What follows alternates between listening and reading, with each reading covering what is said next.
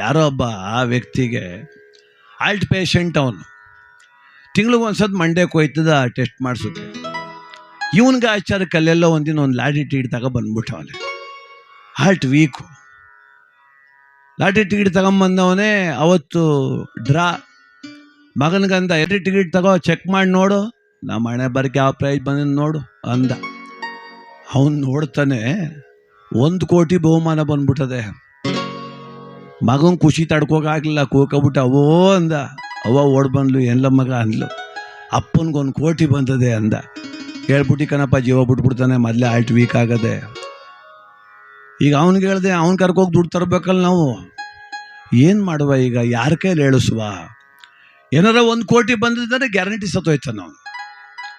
ಕೊನೆಗೆ ಯಾರೋ ಇವ್ರ ಕಡೆ ಬಸ್ರಳ್ಳಿ ಡಾಕ್ಟ್ರ್ ಇದ್ರು. ಅವನಿಗೂ ವಯಸ್ಸಾಗಿತ್ತು 60 ವರ್ಷ 65 ವರ್ಷ, ಭಾಳ ಅನುಭವಿ ಡಾಕ್ಟ್ರು.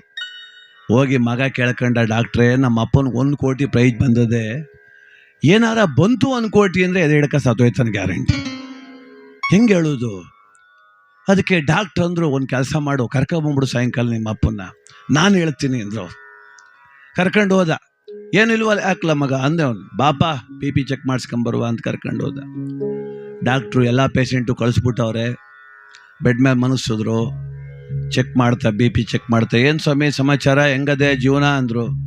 ಅದಕ್ಕೆ ಇವನಂದ, ಅಯ್ಯೋ ಏನು ಜೀವನ ಬನ್ನಿ ಸ್ವಾಮಿ, ನಮ್ಮ ಜೀವನ ಗೊತ್ತಿಲ್ವ, ರೈತರ ಜೀವನ, ಬಡತನದಲ್ಲೇ ಹುಟ್ಟಿ ಬಡತನದಲ್ಲಿ ಸಾಯ್ತಾವಿ. ಇರಲಿ ಬನ್ನಿ, ಹಣೆ ಬರ ಚೆನ್ನಾಗಿರೋ ನಿಮಗೂ ಲಾಟ್ರಿ ಹೊಡಿತದೆ ಅಂತಂದ್ರು ಡಾಕ್ಟ್ರು. ಅಯ್ಯೋ ಯಾವ ಲಾಟ್ರಿ ತಗಪ್ಪ, ನಾನು ತಗಟ್ಲೆ, ಅವನಿಗೆ ಯಾವತ್ತು ಹೊಡೆದಿಲ್ಲ ಕಣ ಅಂತ. ಹೊಡೆದ್ರು ಹೊಡಿಬೋದು, ಯಾಕಂಗಂದಿರಿ?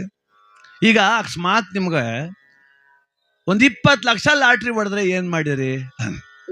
20 ಲಕ್ಷ ಅಂತೀಯಲ್ಲಪ್ಪ, 25 ಲಕ್ಷ ಸಾಲ್ವೇ ಅದೇ, 20 ಲಕ್ಷ ಲಾಟ್ರಿ ಹೊಡೆದ್ರೆ 20 ಲಕ್ಷ ಸಾಲ್ ತಿರ್ತದೆ ಅಷ್ಟೇ ಅಂತ.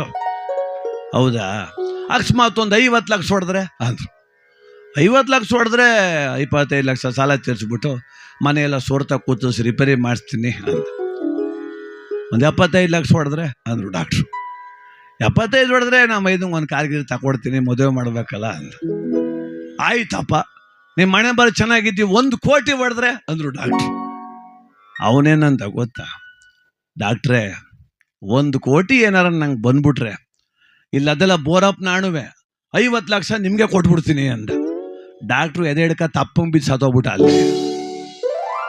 ಇವನ್ ಬದುಸಕ್ಕೆ ಹೋಗಿ ಡಾಕ್ಟ್ರೇ ಹೋಗ್ಬಿಟ್ಟ. ಪಾಪ ಏನು ಮಾಡೋದು? ಅವನು ಗ್ಯಾರಂಟಿ ಕೊಡ್ತಾನೆ, 1 ಕೋಟಿ ಬದದಲ್ಲ, ಬೋರಪ್ಪನ ಆಣೆ ಬೇರೆ ಅವನೇ ಅಂತ. ನೋಡಿ, ಸಂತೋಷನೂ ಸಡನ್ನಾಗಿ ಬರಬಾರ್ದು, ದುಃಖನೂ ಸಡನ್ನಾಗಿ ಬರಬಾರ್ದು. ಅದಕ್ಕೆ ನಾವು ಸಮಚಿತ್ತತೆಯಿಂದಿರಬೇಕು. ಸಿರಿಬಂದ ಕಾಲಕ್ಕೆ ಮೆರೆಯಬೇಡ, ಕಷ್ಟವೆಂದು ಜೀವನದಲ್ಲಿ ಕುಗ್ಗಬೇಡ, ಸುಖವಾಗಲಿ ದುಃಖವಾಗಲಿ ಸಮಚಿತ್ತತೆಯಿಂದ ಸ್ವೀಕರಿಸು, ಸಮಾಧಾನದ ಬದುಕು ನಿನ್ನದಾಗಲಿ ಅಂತಾರೆ ಜ್ಞಾನಿಗಳು.